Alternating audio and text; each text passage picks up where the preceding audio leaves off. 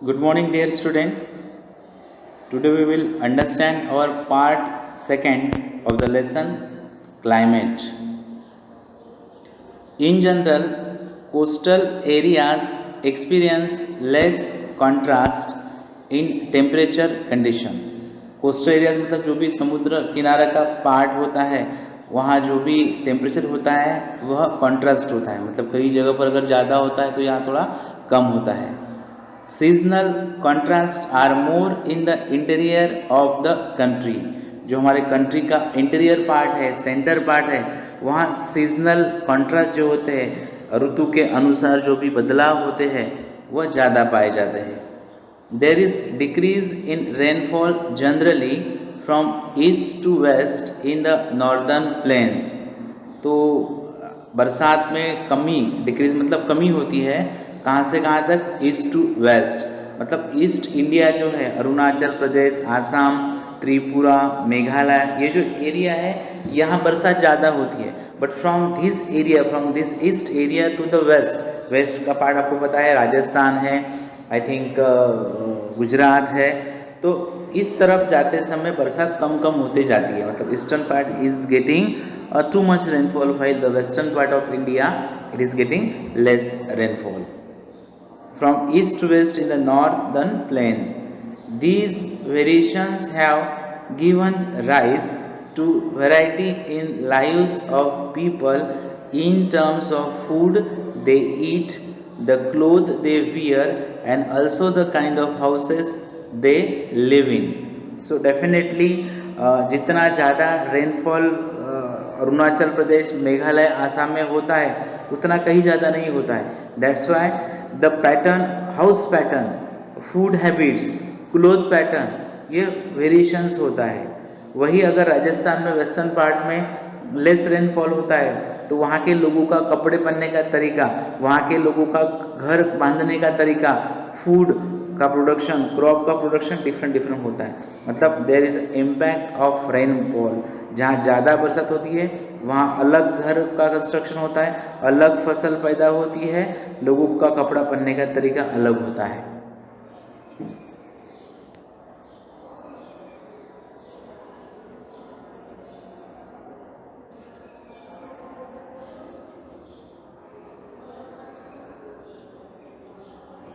Next topic we will understand, that is climatic controls. अभी जो climate होता है, climate we understood the availability of rainfall, the availability of wind, the availability of sun rays, सूरज का होना, temperature का होना, विंड का बहना, ठंड का होना, गर्मी का होना. तो दिस इज द क्लाइमेट. अभी क्लाइमेटिक कंट्रोल्स क्या होता है that we will understand. There are 6 major controls of the climate of any place. मतलब कोई भी प्लेस का जो भी क्लाइमेट होता है उसके लिए 6 चीज़ें कंट्रोल करती हैं. दे आर, पहला है लैटिट्यूड, दूसरा है एल्टीट्यूड, थर्ड है प्रेशर, एंड फोर्थ है wind system, then distance from the sea, and then ocean currents and relief features. अब दिस आर वेरी इंपॉर्टेंट. अब इनका हम डिटेल में पढ़ाई करेंगे. लैटिट्यूड मतलब आपको पता होता है कि that we saw that equator is a main latitude that is passing from the centre of the earth. फिर उसके ऊपर 90 लैटिट्यूड होते हैं, उसके साउदर्न पार्ट में 90 होते हैं, टोटल 181 लैटिट्यूड्स है. तो कौन सा प्लेस, कौन सा स्टेट, कौन सा सिटी कौन से लैटिट्यूड पर लोकेटेड है उसका भी असर होता है. एल्टीट्यूड बोले तो कोई अगर प्लेस है, माउंटेन है, कोई सिटी है, कोई प्लेस अगर है तो वो from the sea level, from the surface of the earth कितने दूरी पर है वो होता है, ऊंचाई पर है, वो होता है एल्टीट्यूड. बाद में होता है प्रेशर, दबाव. आपको पता होता है area where temperature is too much, वहाँ एयर का प्रेशर लो होता है, और जहाँ पर ठंड ज़्यादा होती है, टेम्परेचर जहाँ कम होता है वहाँ एयर प्रेशर ज़्यादा होता है. और आपको पता है generally air is blowing from high pressure to low pressure. मतलब जहाँ ज़्यादा टेम्परेचर होता है वहाँ लो प्रेशर का बेल्ट तैयार होता है, और वो लो प्रेशर का बेल्ट ऐसी हवा को अट्रैक्ट करता है जहाँ पर हाई प्रेशर बेल्ट जमा हो। मतलब हाई प्रेशर बेल्ट की हवा जाती है लो प्रेशर बेल्ट की तरफ, इसको बोलते हैं प्रेशर। एंड विंड सिस्टम मतलब in the state, in the region, in a country, कौन से दिशा से हवा बहती है। Then distance from the sea, मतलब समुद्र लेवल से वो प्लेस कितनी दूरी पर है। Ocean currents and relief features, ocean currents मतलब जो समंदर के अंदर in the bottom of the sea जो प्रवाह बहते हैं, sometimes hot water, sometimes cold water, जो प्रवाह बहते हैं that are known as ocean currents. And relief features में आते हैं वैलीज का होना, माउंटेन का होना, नदियों का होना, पहाड़ों का होना, प्लेट्यू रीजन का होना, तो ये सब रिलीफ फीचर्स में आते हैं।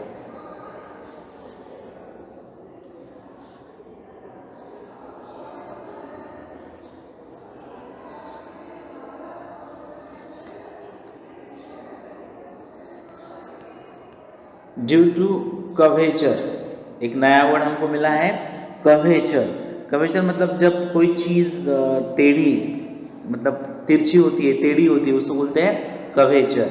Due to the curvature of the earth, मतलब अर्थ का जो पार्ट है वो कवेचर है, टेढ़ा है। The amount of solar energy received varies according to latitude. अब अपने अर्थ का सही टेढ़ी होने के कारण जो solar energy from the sun हमको पृथ्वी पर मिलती है, it received varies according to the latitude, मतलब कोई सी एरिया का लैटिट्यूड कितना है उसके अनुसार हमको वो टेम्परेचर मिलता है। As a result air temperature generally decreases from the equator towards the poles. अब आपको पता है equator is passing through the centre of the earth, तो आप इक्वेटर से लेकर ऊपर नॉर्दर्न हेमिस्फीयर की तरफ जब जाओगे तो टेम्परेचर कम होता होता जाएगा, या फिर आप फ्रॉम इक्वेटर से लेकर नीचे की सदर्न हेमिस्फीयर पर जाओगे तो टेम्परेचर कम होता जाएगा। As one goes from the surface of the earth to higher altitudes, the atmosphere becomes less dense and temperature decreases। मतलब कोई अगर ज़मीन से ऊपर ऊंचाई तक जाता है तो टेम्परेचर कम होता जाएगा, मतलब ज़मीन सरफेस पर ज़्यादा टेम्परेचर होता है, जैसे जैसे आप ऊंचाई पर जाते हो वैसा वैसा टेम्परेचर क्या होता है, डिक्रीज होता जाता है, कम होता जाता है।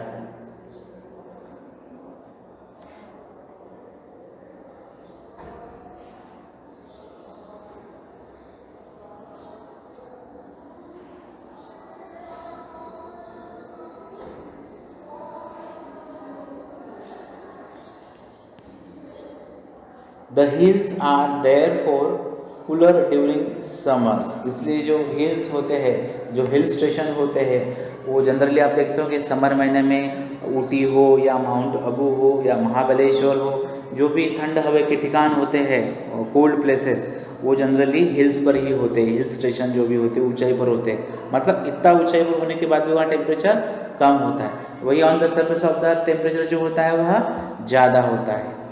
The pressure and wind system of any area depend on the latitude and altitude of the place। अब कोई भी एरिया का जो हवा का प्रेशर होता है, दबाव होता है, या विंड सिस्टम होती है जो हवा बहती है, वो डिपेंड करती है कि वहाँ पर लैटिट्यूड कितना है और एल्टीट्यूड ऑफ द प्लेस, मतलब उस प्लेस की ऊंचाई कितने दूरी पर है। Thus it influences the temperature and rainfall pattern, और इसी के हिसाब से फिर उस एरिया का टेम्परेचर बनता है, उस एरिया का रेनफॉल बनता है, बरसात होता है। The sea exerts a moderating influence on climate, जो समंदर होता है वो थोड़ा एक मॉडरेटिंग प्रभाव डालता है, ज़्यादा धीमा कम एकदम नहीं। As distance from the sea increase its moderating influence decreases. अब समंदर के पास से अगर आपका प्लेस दूरी पर है तो उसका जो भी इन्फ्लुएंस होता है वो कम होता है, और समंदर के पास वो प्लेस है तो उस समंदर का इन्फ्लुएंस जो होता है वह बढ़ता है।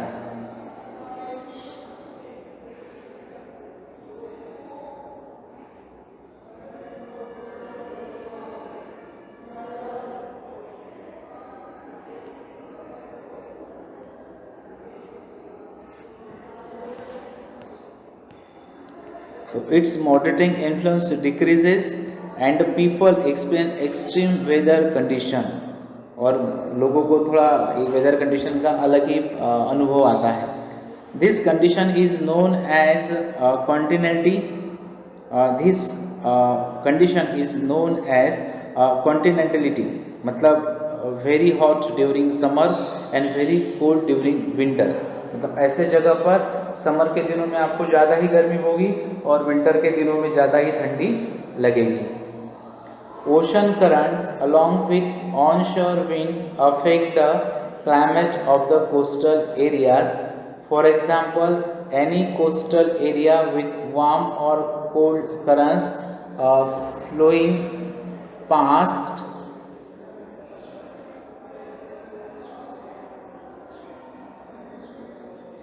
it will be warmed or cooled if the winds are onshore. अब देखो, ocean currents along with onshore winds, मतलब समुद्र के बाजू जब ये बहेंगे, हवा बहती है, तो it's affect the climate of the coastal area. तो ये हवा का परिणाम उस कोस्टल एरिया की हवा के ऊपर होता है. For example, any coastal area with warm और कोल्ड करंट्स. अगर कोई कोस्टल एरिया में वार्म मतलब थोड़े हॉट या ठंड करंट्स फ्लो हो रहे हैं, इट विल वार्म और cooled if the winds are on shore. अगर हवा गर्म होगी तो उस पानी को गर्म करेगी, अगर हवा ठंड होगी तो उस पानी को ठंड करेगी. Like this.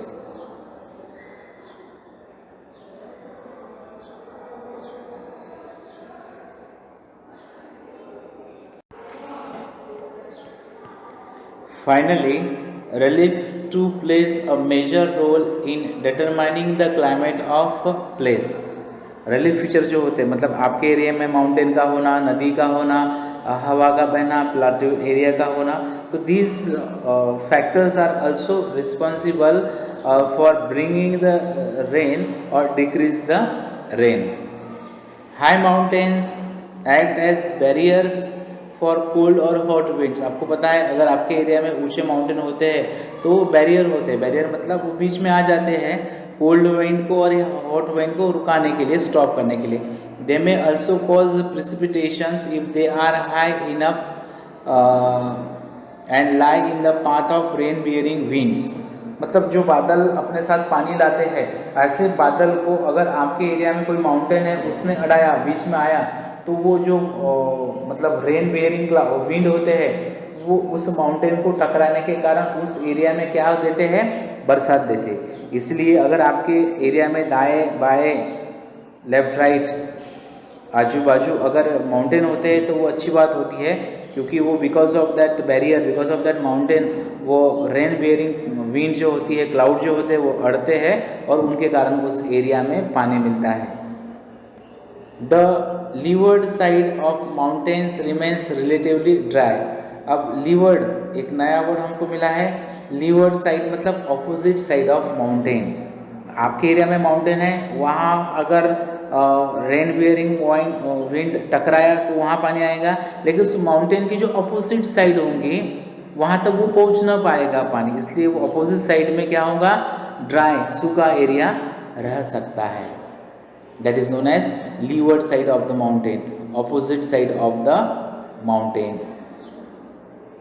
Next topic we will understand factors affecting India's climate.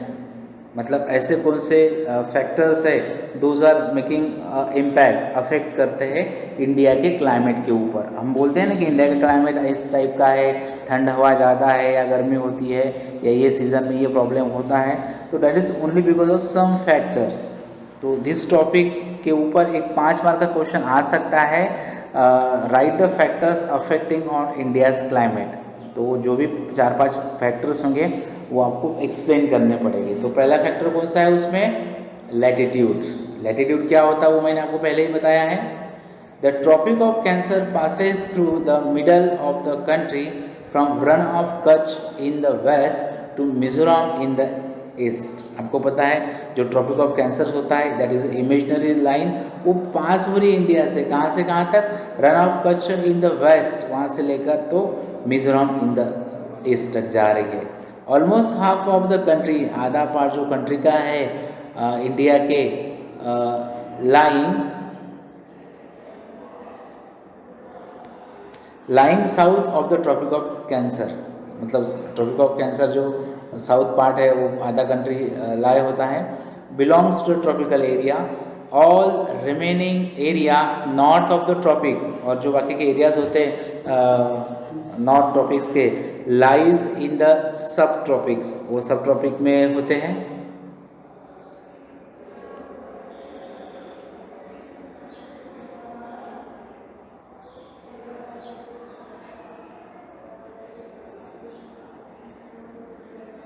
Therefore, India's climate has characteristic of tropical as well as subtropical climate। इसलिए इंडिया का जो भी क्लाइमेट होता है उसकी विशेषता क्या होती है, वो ट्रॉपिकल होता है एज वेल एज सब ट्रॉपिकल होता है। नेक्स्ट फैक्टर जो है क्लाइमेट के ऊपर असर डालता है वो है एल्टीट्यूड। एल्टीट्यूड मतलब मैंने बताया किसी एरिया की ऊंचाई, मतलब how the place is away from the sea level और ग्राउंड लेवल, वो होता है altitude.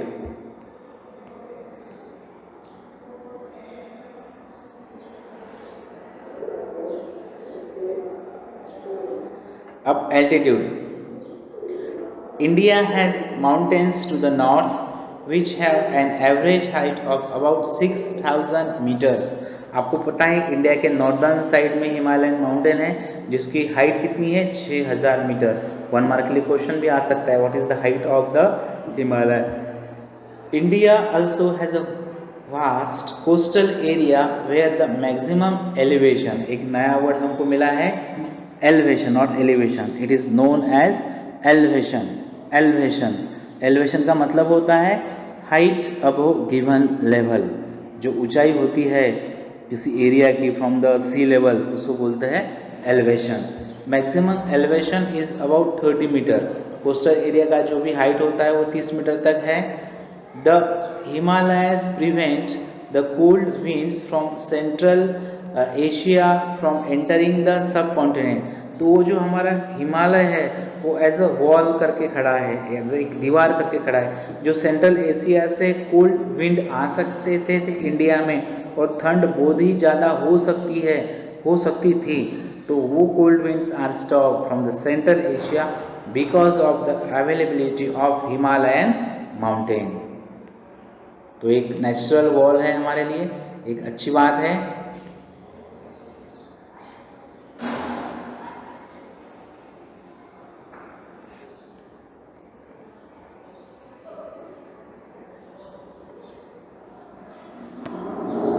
It is because of these mountains that this subcontinent experiences comparatively milder winter as compared to Central Asia। तो because of this Himalayan mountain, what happened? It is because of these mountains that this subcontinent experiences comparatively milder winters as compared to Central Asia। So ये because of ये mountain के कारण ही जो अपना milder winters, कम winter हम अनुभव करते हैं compare to the central Asia, वो ये हिमालयन माउंटेन के कारण ही है। Next factor we will understand and that is pressure and winds. Pressure और विंड्स का क्या जिम्मेदारी है, क्या पार्ट है, दैट वी विल सी।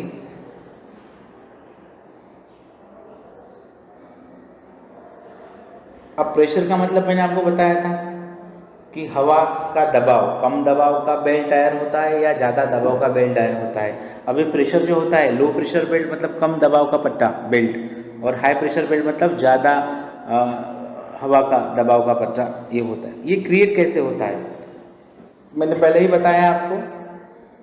और area which will get too much temperature, that area will create a low pressure belt. और जहाँ टेम्परेचर कम होता है, ठंड ज़्यादा होती है, that area create a high pressure belt. और हमेशा low pressure belt is attracting the air from the high pressure. इसीलिए आप देखना, अगर for example Bay of Bengal पर लो प्रेशर बेल्ट अगर तैयार होता है, मतलब वहाँ टेम्परेचर ज़्यादा होगा, तब क्या होता है, the air from the Arabian Sea, अगर वहाँ हाई प्रेशर बेल्ट है तो it can blow from west to east, मतलब depending on the place how the area is getting the heat और टेम्परेचर। अगर कहीं अरेबियन सी के ऊपर लो प्रेशर बेल्ट टायर होता है फॉर एग्जांपल, और बे ऑफ बंगाल पर अगर हाई प्रेशर बेल्ट टायर होता है तो air can blow from Bay of Bengal to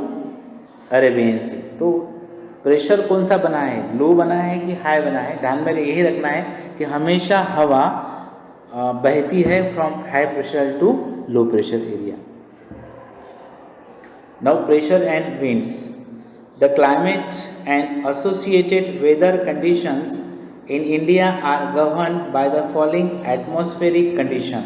जो इंडिया का क्लाइमेट होता है और वेदर कंडीशन होता है वह इंडिया में नीचे दी हुई चीज़ों के आधार पर ही बनता है, that we will see.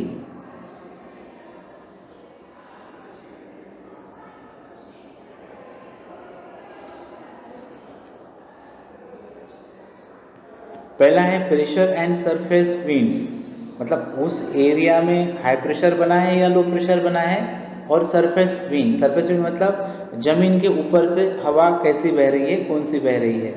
Upper air circulation and ऊपर की हवा की सर्कुलेशन कैसी है, and western cyclonic disturbances and tropical cyclones, western मतलब पश्चिम दिशा के साइक्लोन्स का क्या असर होता है, और ट्रॉपिकल साइक्लोन्स ट्रॉपिकल एरिया में तूफान कैसे बनते हैं वो भी असर करते हैं।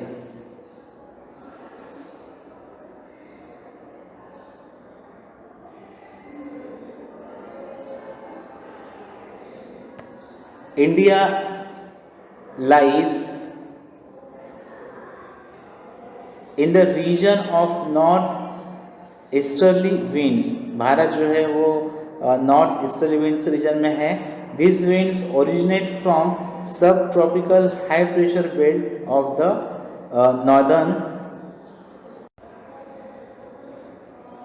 Northern hemisphere, they blow southwards, gate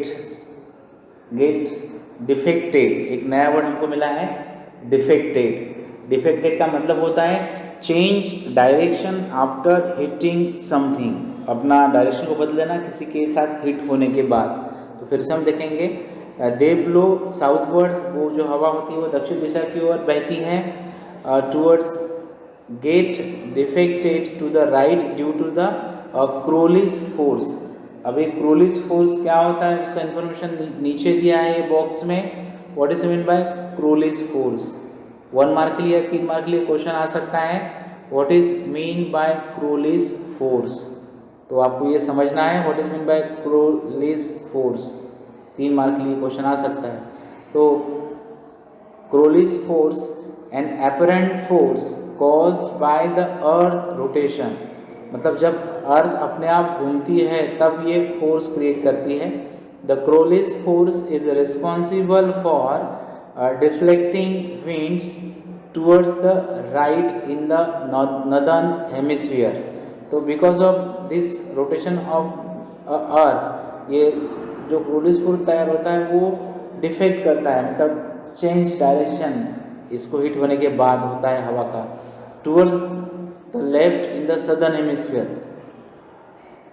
पहले in the for deflecting winds toward the right in the northern hemisphere and towards the left in the southern hemisphere, मतलब इसको हिट होने के बाद हवा बहने लगती है दोनों तरफ। This is also known as Ferrel's law, उसको ही क्या बोलते हैं, फेरेल्स का लॉ बोला जाता है।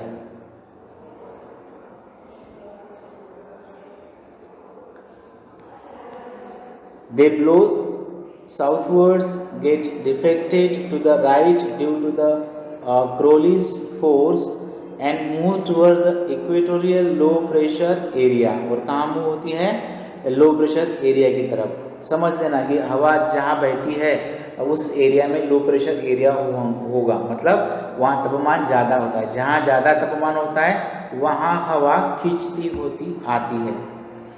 Generally this winds carry little moistures as they originate and blow over land। तो जब ये हवा बहती है तो इसमें मॉइस्चर जो है, नमी जो होती है वो कम होती है, देयरफॉर दे ब्रिंग लिटिल और नो रेन, इस हवा के कारण बरसात बहुत ही कम होती है या नहीं के बराबर होती है। Hence India should have been an arid land but it is not so, let us see why. ऐसे देखा जाए तो इंडिया एक एरिड लैंड होनी चाहिए, कम बरसात वाली, बट वैसा नहीं है। तो क्यों नहीं है, that we will understand.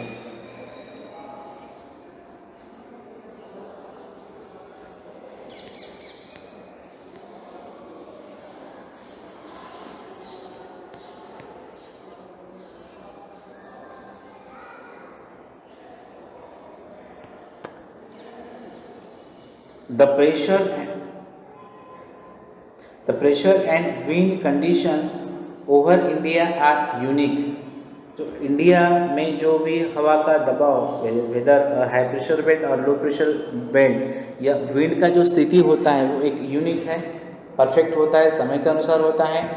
During winter there is a high pressure area north of the Himalayas. अब नॉट धूप काला, विंटर से मतलब जब ठंड होती है। During winter there is a high pressure area north of the Himalayas. तो विंटर में क्या होता है, उत्तर दिशा में हाई प्रेशर बेल्ट होता है डेफिनेटली। अब विंटर सीजन चालू हुआ है at the end of October, तो ये चलता रहेगा फरवरी के फर्स्ट वीक तक चलता रहेगा ये। तो इस समय नॉर्थ जम्मू एंड कश्मीर हो, हिमाचल प्रदेश हो, हरियाणा हो, ठंड थोड़ा ज़्यादा होती है। तो डेफिनेटली मैंने क्या बोला, ठंड ज़्यादा है मतलब वहाँ टेम्परेचर कम होगा कि ज़्यादा होगा, यस वहाँ टेम्परेचर कम होगा। अब टेम्परेचर वहाँ कम मतलब हवा का प्रेशर बढ़ेगा कि कम होगा, बढ़ेगा, मतलब वहाँ हाई प्रेशर बेल्ट टायर होता है। Cold dry winds blow from this region to the low pressure area over the ocean to the south. अब क्या होता है, विंटर के दिनों में मतलब गर्मी के दिनों में यहाँ नॉर्दर्न हेमिस्फीयर में जम्मू एंड कश्मीर की तरफ ज़्यादा ठंड के कारण टेम्परेचर कम होता है, हाई प्रेशर बेल्ट टायर होता है, और फिर ये हाई प्रेशर बेल्ट बहने लगता है कहाँ पर, ऑपोजिट साइड में, जहाँ क्या होगा, लो प्रेशर बेल्ट हुआ होगा। मतलब उस समय सदर्न पार्ट में, दक्षिण भारत में लो प्रेशर बेल्ट मतलब ज़्यादा तापमान के कारण लो प्रेशर बेल्ट टायर होता है, और ये low pressure area southern part का नॉर्दर्न पार्ट की हवा को अपनी तरफ खींचता है। In summer a low pressure area develops over interior Asia. Summer के दिनों में लो प्रेशर एरिया इंडिया के सेंटर में तैयार होता है।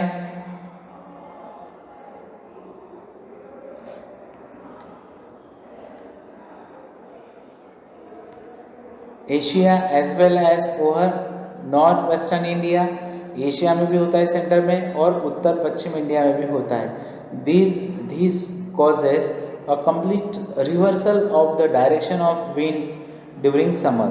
और ये लो प्रेशर बेल्ट के कारण क्या होता है, हवा का रिवर्सल मतलब बहना अलग अलग दिशा में होता है।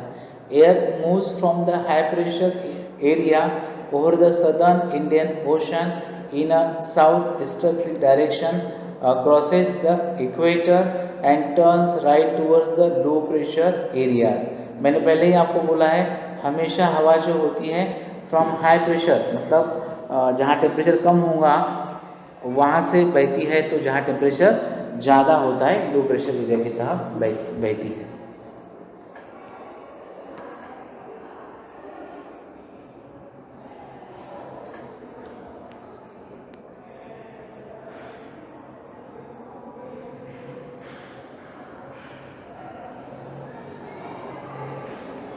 These are known as the south west monsoon winds.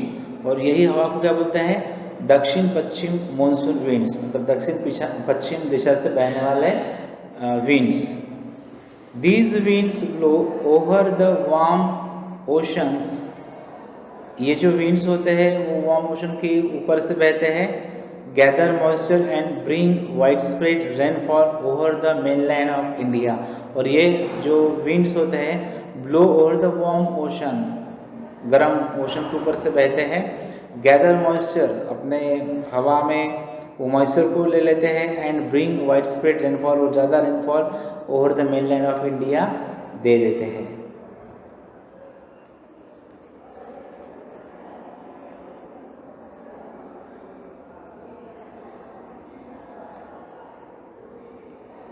The upper air circulations in this region is dominated by a westerly flow. अब जो हवा का अपर सर्कुलेशन होता है वो मेनली पश्चिम दिशा से बहने वाली हवा से होता है. An important component of this flow is the jet stream. और एक जो इम्पोर्टेंट फ्लो होता है वो जेट स्ट्रीम का होता है. अब जेट स्ट्रीम क्या होता है ये यहाँ दिया है, शॉर्ट नोट्स आ सकता है. For 3 marks right a short notes on jet stream. तो जेट स्ट्रीम क्या है वो आपको समझना चाहिए. एक हवा को नाम दिया गया है, विंड को नाम दिया गया है. दीज आर, ये शॉर्ट नोट्स हैं. Question can come, write a short notes on jet stream और what is mean by jet stream. तो ये उसका आंसर है. What is mean by jet stream? These are a narrow belt of high altitude above 12,000 metre westerly winds in the troposphere. Troposphere के area में दक्षिण दिशा से बहने वाले जो अबव 12,000 मीटर के ऊपर होते हैं. There speed varies from about 110 kilometre per hour in summer. तो समर के दिनों में ये हवा का स्पीड 110 किलोमीटर पर आवर होता है और 184 किलोमीटर इन विंटर होता है. A number of separate jet streams have been identified. ऐसे बहुत प्रकार के जेट स्ट्रीम्स खोजे गए हैं. The most constant are the mid latitude and the sub tropical jet stream. तो एक important mid latitude and sub tropical jet stream है. तो ये थी इंफॉर्मेशंस अबाउट जेट स्ट्रीम जो हमने देखी है.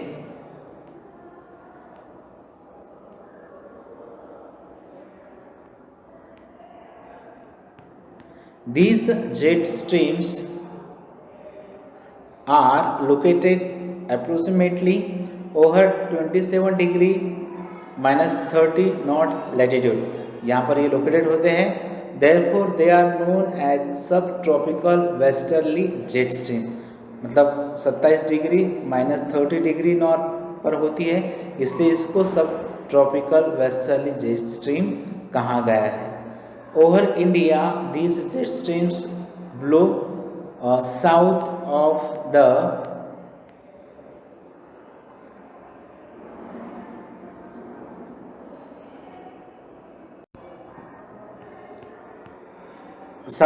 Himalayas all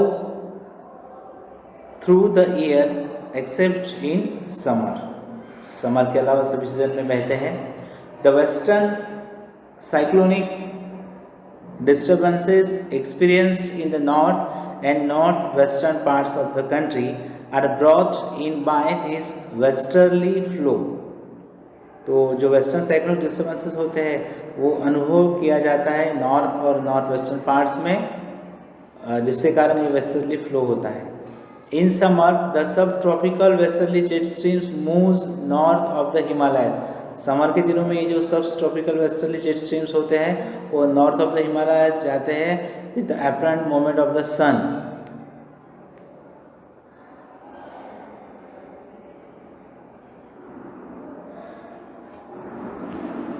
and easterly jet stream call the sub tropical easterly jet stream.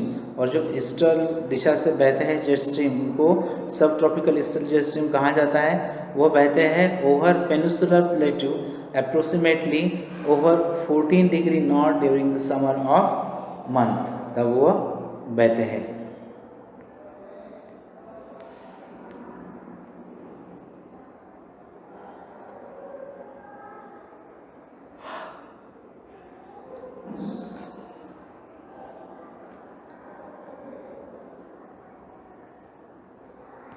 Now new topic we will start, that is the Indian monsoon. जो India में मॉनसून बनता है, बरसात आता है, रेनफॉल होता है, उसके बारे में हम जानकारी अभी देखेंगे. The climate of India is strongly influenced by monsoon winds. जो इंडिया का क्लाइमेट होता है उसके ऊपर मॉनसून विंड्स का प्रभाव पड़ा है. The sailors who came to India in historic times were one of the first to have noticed the phenomenon of the monsoon. तो जो भी शिप के जरिए इंडिया में पहले जिन्होंने जर्नी किया था उन्होंने भी इस मॉनसून का एक्सपीरियंस लिया था. They benefited from the reversals of the wind system as they came by sailing ships at the mercy of the winds. तो उन्होंने भी ये हवा का ये विंड का एक्सपीरियंस लिया है, क्योंकि पहले ज़माने में जो भी शिप चलते थे वो जो कपड़ा लगाते थे शिप को, तो उस क्लोथ को it was moved by the air wind. The Arabs who had also come to India as traders named his seasonal reversals of the wind system monsoon. जब अरब लोग इंडिया में आए थे एज अ व्यापारी ट्रेडर्स, तो उन्होंने इस सीजनल रिवर्सल ऑफ विंड को एक नाम दिया, जिसको क्या बोला उन्होंने, मॉनसून बोला गया. The monsoons are experienced in the tropical area roughly between 20 degree north and 20 degree south. तो जो भी मानसून्स हवा हम एक्सपीरियंस करते हैं वो ऐसे एरिया में जो 20 degree north and 20 degree south में हो. To understand the mechanism of the monsoons the following facts are important. ये मानसून का मैकेनिज्म, उसका सिस्टम कैसा चलता है वो समझने के लिए आपको नीचे जो फैक्ट दी है उनको समझना इम्पोर्टेंट है.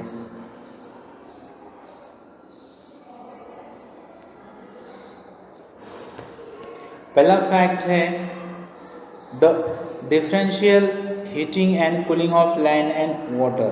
क्योंकि देखो जो लैंड और वाटर का हीट होने का समय और कूलिंग होने का समय होता है वो डिफरेंट होता है. Creates low pressures on the landmarks of India while the seas around experience comparatively high pressures. आपको पता है अगर दिन में दोपहर में ज़मीन तपती है तो वहाँ एरिया लो प्रेशर तैयार होता है. वही समुद्र में आप देखते होंगे रात में टेम्परेचर कम होने के कारण वो वहाँ हाई प्रेशर बेल्ट तैयार होता है. सेकेंड है B number, the shift of the position of intertropical convergence zone. मैंने पहले ही बोला था क्वेश्चन आता है what is the long form of ITCZ, तो उसका आंसर क्या है, इंटर ट्रॉपिकल कन्वर्जन जोन. तो इसका शिफ्टिंग होता है in summer over the Ganga plain, जो गंगा का प्लेन है उसके ऊपर. This is the equatorial trough normally positions about 5 degree north of the equator. It is also known as the monsoon trough during the monsoon season. तो एक हवा का belt तैयार होता है. Next, the presence of the high pressure area east of Madagascar approximately at 20 degrees south over Indian Ocean. तो high pressure area जो मदागास्कर इस पर तैयार होता है अप्रोक्सीमेटली या 20 डिग्री साउथ पर इंडियन ओशन पर. The intensity and position of this high pressure area, अब इस एरिया का जो हाई प्रेशर होता है मतलब तापमान कम होता है, अफेक्ट द इंडियन मानसून, इसका असर इंडियन मानसून के ऊपर होता है.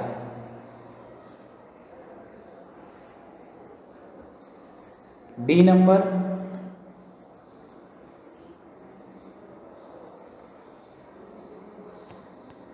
The Tibetan plateau gets intensely heated. जब तिब्बत का वो जो पहाड़ी एरिया होता है, प्लेट्यू एरिया होता है, वो ज़्यादा मात्रा में तपता है, गर्म होता है.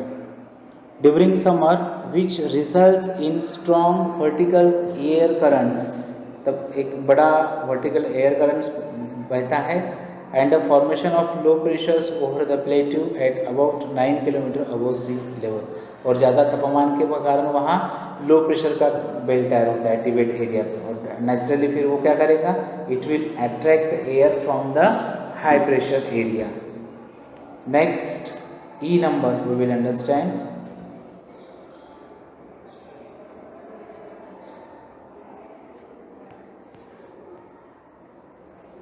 The movement of the westerly jet stream to the north of the Himalayas, जो मूवमेंट होता है वेस्टर्ली जेट स्ट्रीम का वो नॉर्थ ऑफ हिमालयस होता है, and presence of the tropical easterly jet stream over Indian peninsula during summer. So dear student, this was all about our part second of the lesson climate. Remaining part of these lessons we will continue in third part. Till then, goodbye and have a nice day.